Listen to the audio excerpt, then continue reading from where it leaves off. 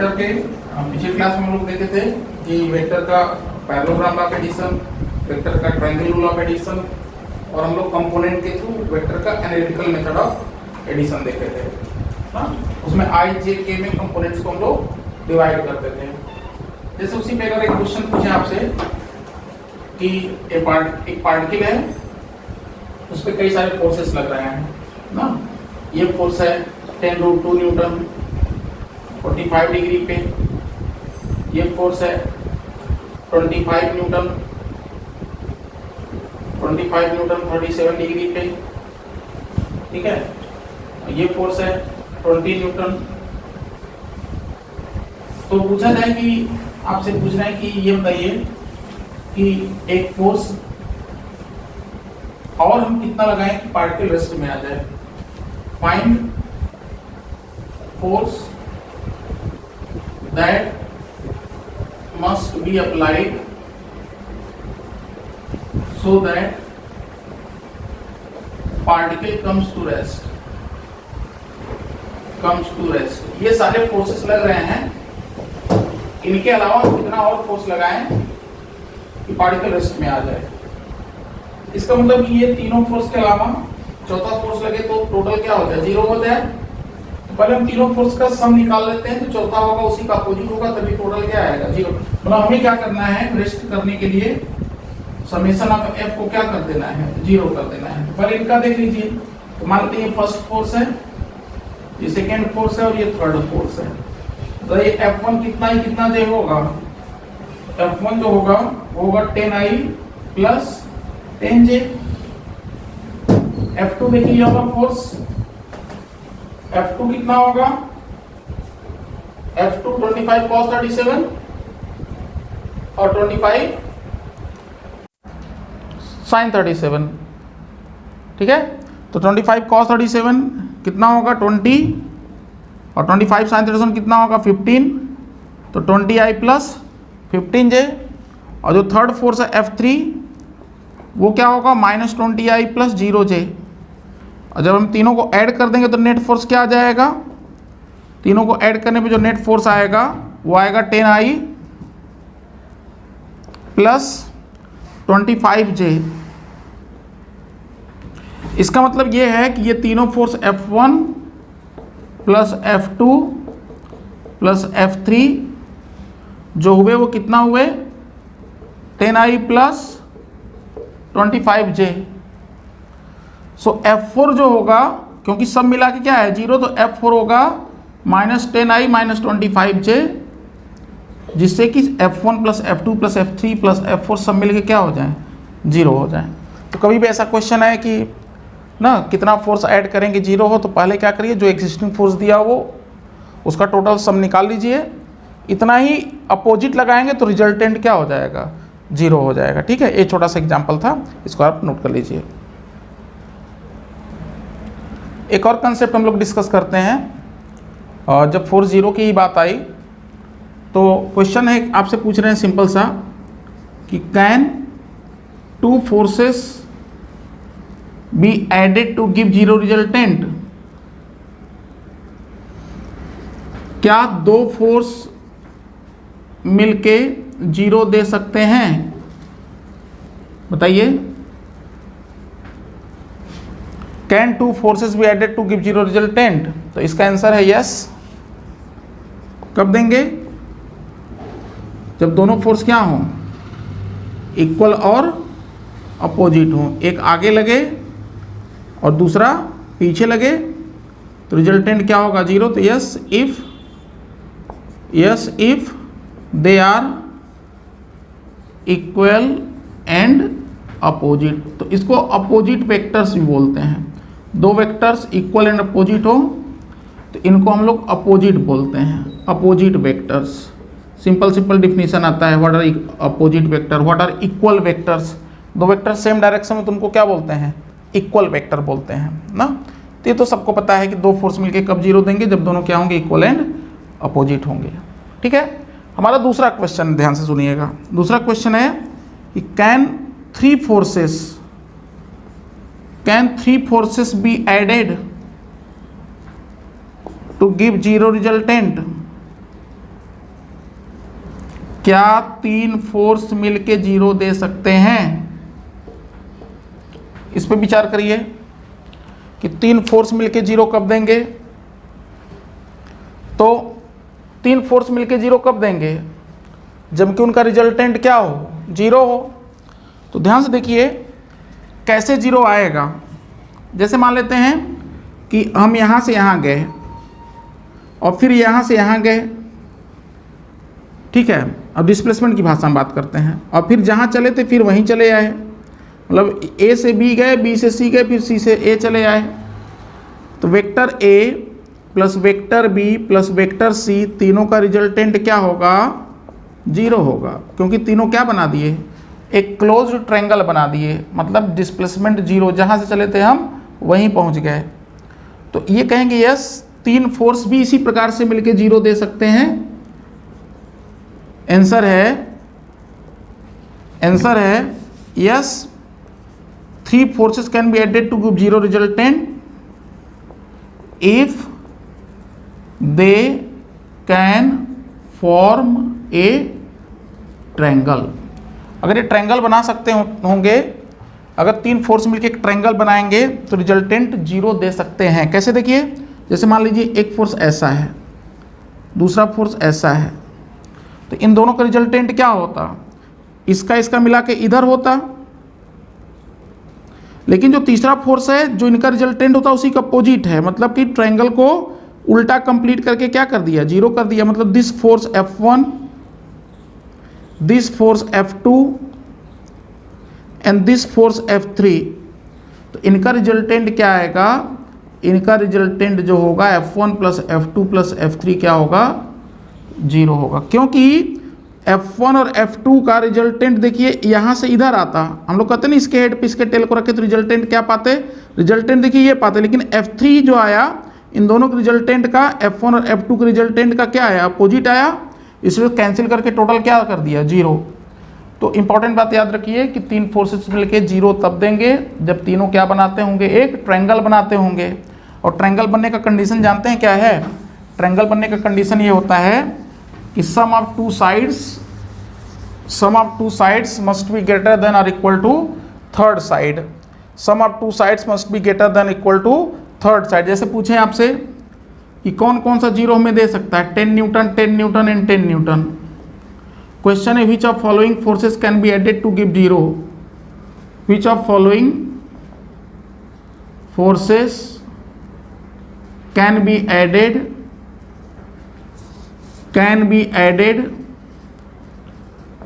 To give 0 resultant?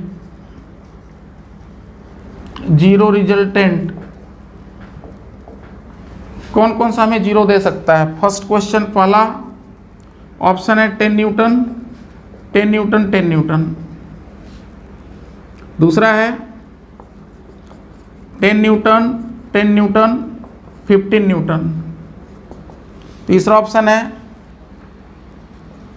6 Newton, 8 Newton, 10 Newton. चौथा option है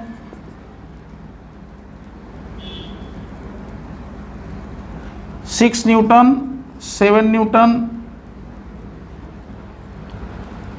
and 14 Newton. तो बताइए कौन कौन सा इसमें दे सकता है 0? पहला देगा, बिल्कुल देगा, इक्विलेटरल ट्रायंगल। देखिए 10 न्यूटन ऐसे जोड़े, 10 न्यूटन ऐसे जोड़े और 10 न्यूटन ऐसे जोड़े, तो तीनों 10 10 मिलके क्या बना दिए? इक्विलेटरल ट्रायंगल बना के टोटल क्या कर दिए? 0 कर दिए। ट्रायंगल बनेगा तो 0 मिलेगा, ये ध्यान रखिए। अच्छा, ट्रायंगल बनेगा क्या कंडीशन होता है? Sum of two side must be greater than equal to third side. Second वाला चेक करिए, 10 न्यूटन, 10 न्यूटन, 15 न्यूटन। कैसे चेक करेंगे? देखिए 10 10 20 15 से ज़्यादा है, 15 10 25 10 से ज़्यादा है, और 10 और 15 25 10, मतलब यहाँ पे भी ट्रायंगल कंप्लीट हो रहा है। हो सकता है कि 10 न्यूटन ऐसे हो सकता है कि 10 न्यूटन ऐसे हो, और तीसरा 15 न्यूटन ऐसे करके क्या कर दिया? उनको खत्म करके क्या कर दिया? 0 कर दिया रिजल्टेंट। तो ट्रायंगल बनेगा तो 0 मिलेगा, बस ये ध्यान रखिए। और ट्रायंगल बने condition sum of two side must be greater than और इक्वल टू, जैसे ये होता है कि 10 newton 10 newton 10 newton 10 newton 20 newton, तो यहाँ भी 0 मिलेगा। हाँ, यहाँ पे ट्रायंगल नहीं बनेगा, लेकिन 10 और 10 जितना देंगे जो 20 होगा इन्हीं का अपोजिट होगा। यहाँ पे 180 डिग्री वाला ट्रायंगल बन रहा है एक तरीके से समझ लीजिए, ठीक है। यहाँ स्ट्रेट लाइन, दो एक ही दिशा में, तीसरा अपोजिट, ठीक है। ट्रायंगल नहीं बन रहा है लेकिन ग्रेटर देन और इक्वल टू थर्ड साइड बोले थे, तो दो को जोड़े तो तीसरे के, ठीक है, ग्रेटर नहीं लेकिन इक्वल आया, इसका मतलब ठीक है इस प्रकार से 0 होगा, तो ये भी पॉसिबिलिटी है। यहाँ चेक करते हैं, 6 8 14, 10 से ज़्यादा है, 10 8 18, 6 से, वैसे ये राइट एंगल ट्रायंगल है, ठीक है। 6 8 और 10 क्या हो गया, 0 मिल गया। यहाँ पॉसिबल नहीं है क्योंकि 6 + 7 13 और यहाँ 14 से कम हो गया, तो कितना भी दिमाग लगा लेंगे यहाँ 0 नहीं मिल सकता। समझ में आया? तो कभी भी ऐसा क्वेश्चन आए कि कब 0 मिलेगा कब 0 नहीं मिलेगा, तो तुरंत दिमाग में आना चाहिए ट्रायंगल बन रहा है कि नहीं बन रहा है। अगर ट्रायंगल बन रहा है, दो फोर्सेस मिलके 30 से ज़्यादा हो गए, किन्हीं दो को ऐड किए मैग्नीट्यूड 30 से ज़्यादा है, मतलब वहाँ पे ट्रायंगल फॉर्मेशन का चांस है। और जब भी ट्रायंगल बनता है F1 + F2 + F3 इस टाइप का, तो रिजल्टेंट क्या होता है, हमेशा 0 होता है ना। तो ये इंपॉर्टेंट बात है, ध्यान रखिएगा, ठीक है। अच्छा, इसमें जैसे हम ये भी कर सकते हैं कि इसमें इन जनरल हम पॉलीगन ला देख सकते हैं ना, कि ढेर सारे फोर्सेस मिलके अगर एक पॉलीगन बनाते होंगे इस प्रकार से कि साइक्लिक ऑर्डर में लेने पे ना एक पॉलीगन बना देते होंगे, तो ट्रायंगल नहीं पॉलीगन ला भी बोल सकते हैं ना, पॉलीगन लॉ ऑफ एडिशन, ऐसे पॉलीगन लॉ समझिए। तो पॉलीगन लॉ ऑफ एडिशन क्या कहता है, कि पॉलीगन लॉ क्या कहता है कि if different sides of a polygon are different vectors,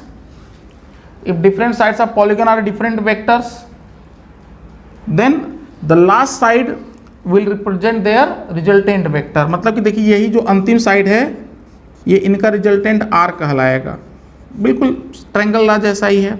A + B + C + ये D वेक्टर इक्वल्स टू हम लोग क्या बोलेंगे, इक्वल टू R बोलेंगे।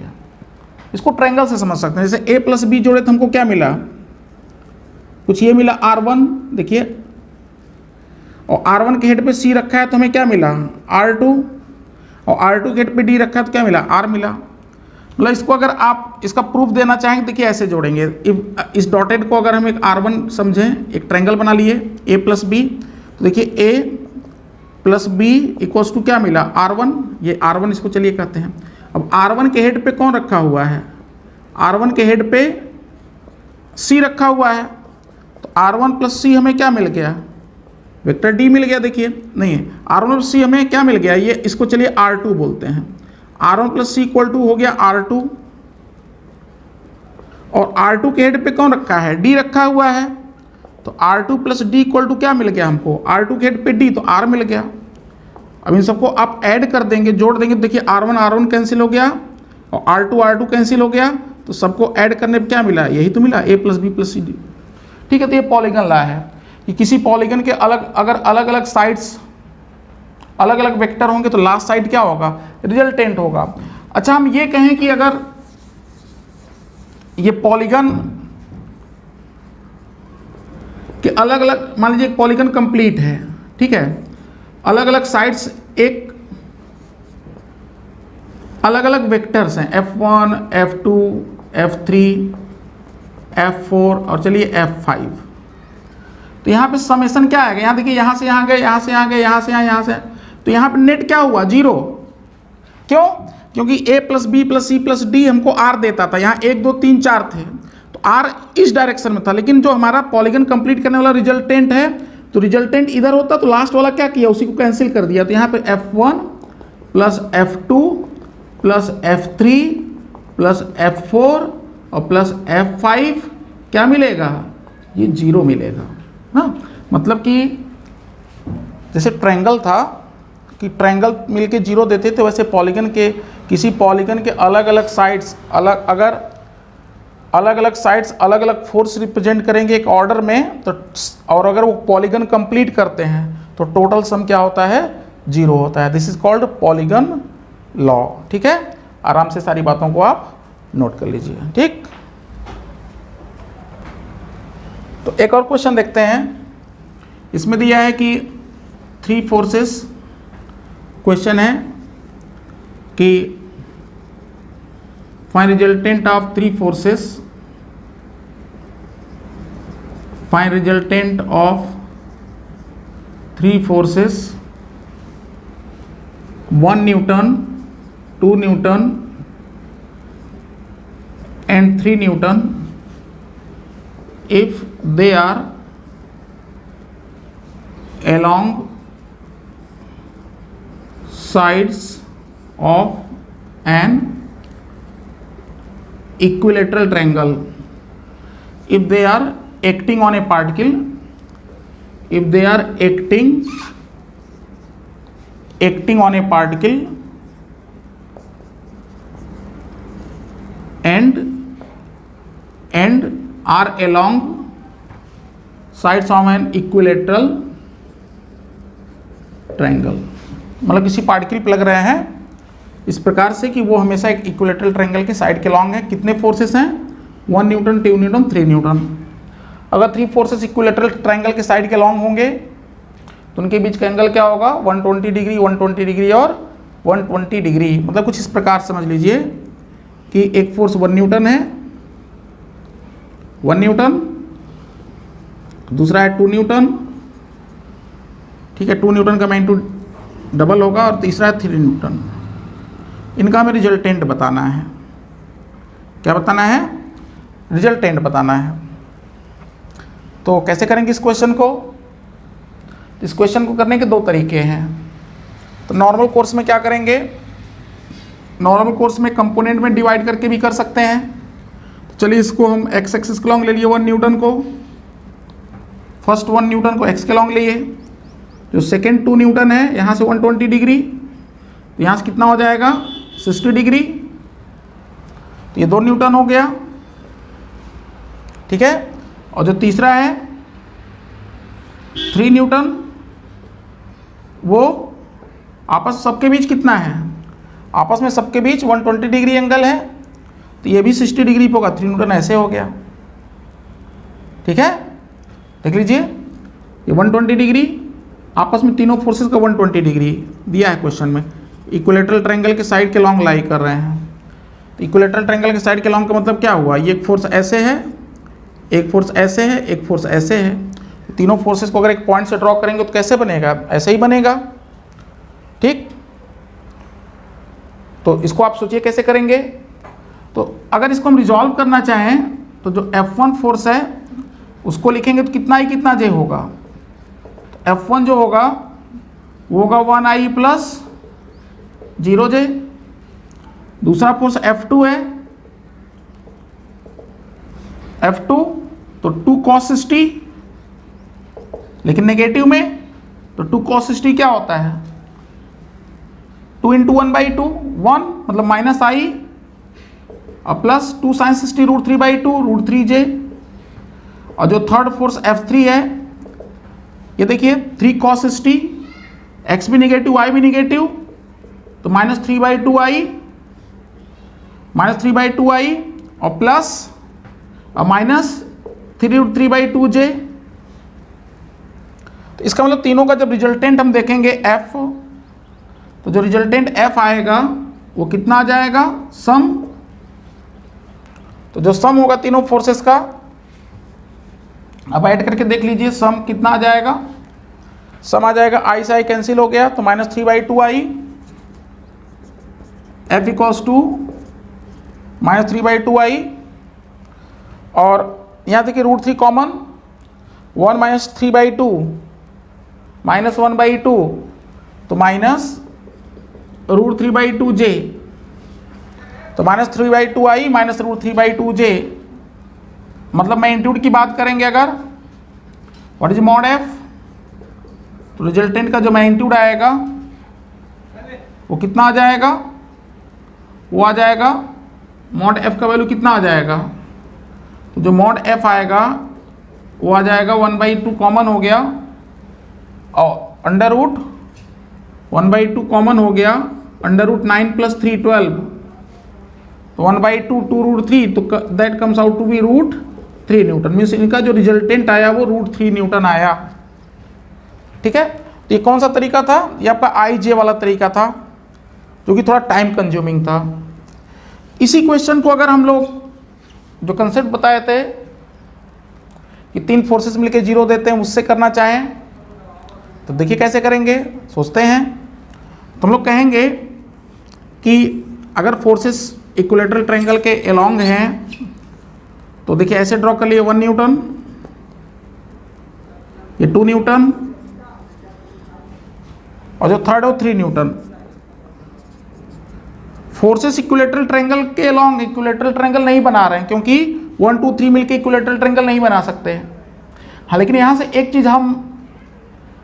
चीज़ सोच सकते हैं। देखिए, हम ये सोच सकते हैं कि इसका अगर 1 न्यूटन ले लिया जाए, और इस 2 न्यूटन का 1 न्यूटन, और इस 3 न्यूटन का 1 न्यूटन, ठीक है, इसका 1 न्यूटन पूरा, इस 2 न्यूटन का 1 न्यूटन, और इस 3 न्यूटन का 1 न्यूटन, अगर ये फोर्स और ये फोर्स को एक साथ अगर ड्रॉ कर दिया जाए, तो चूंकि तीनों एक ही पॉइंट पे लग रहे हैं, तो तीनों मिलके क्या देंगे? 0 देंगे। 1 न्यूटन 1 न्यूटन 1 न्यूटन।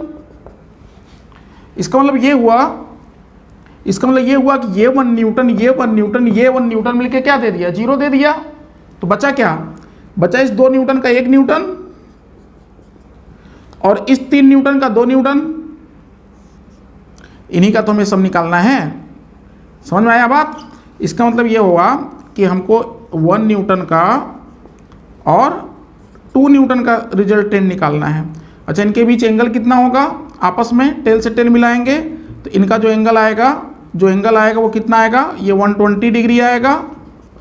तो क्या होता है formula? Resultant F A² + B² + 2AB cos 120 क्या होता है? -1/2। तो जो F आ जाएगा 1² + 2² मतलब 1 + 4 -2 से 2 कैंसिल होगा -2, तो कितना आया? √3 न्यूटन।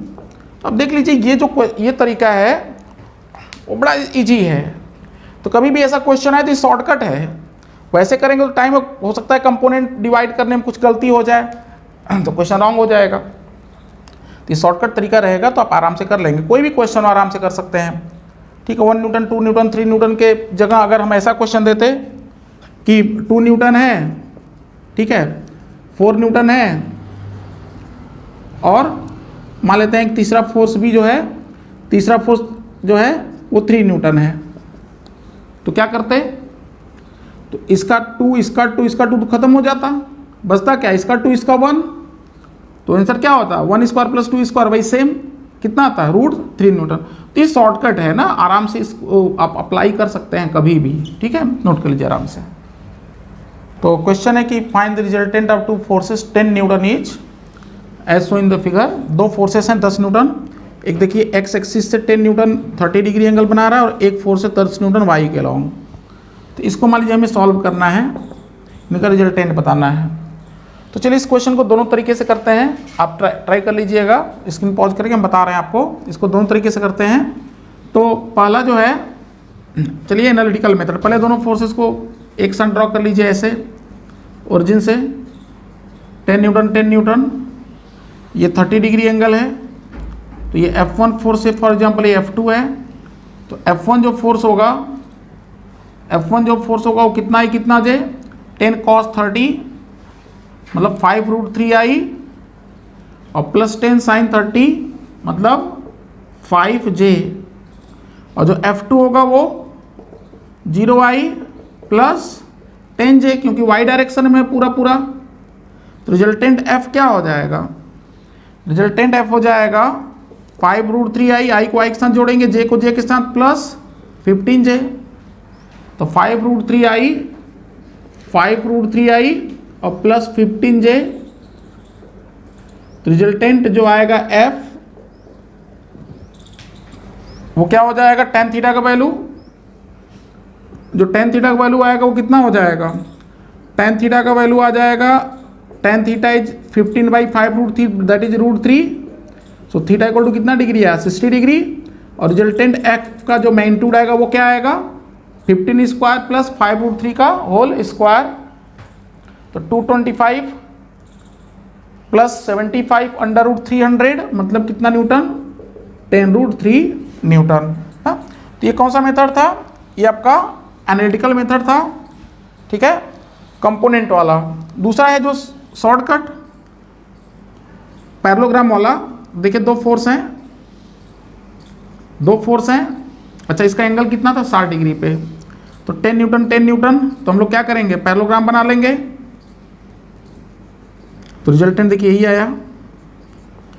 अच्छा क्या formula, a² + b² + 2ab cos theta, क्योंकि इन फोर्सेस के बीच कितना एंगल है 60 डिग्री, तो रिजल्टेंट 10² + 10², वैसे भी मुझे याद है कि 60 डिग्री पे क्या होता है f√3 होता है, 2ab cos 60 1/2 10² 10² 10², तो रिजल्टेंट क्या आ जाएगा 10√3 Newton, a² + b² + 2ab cos theta, ठीक है।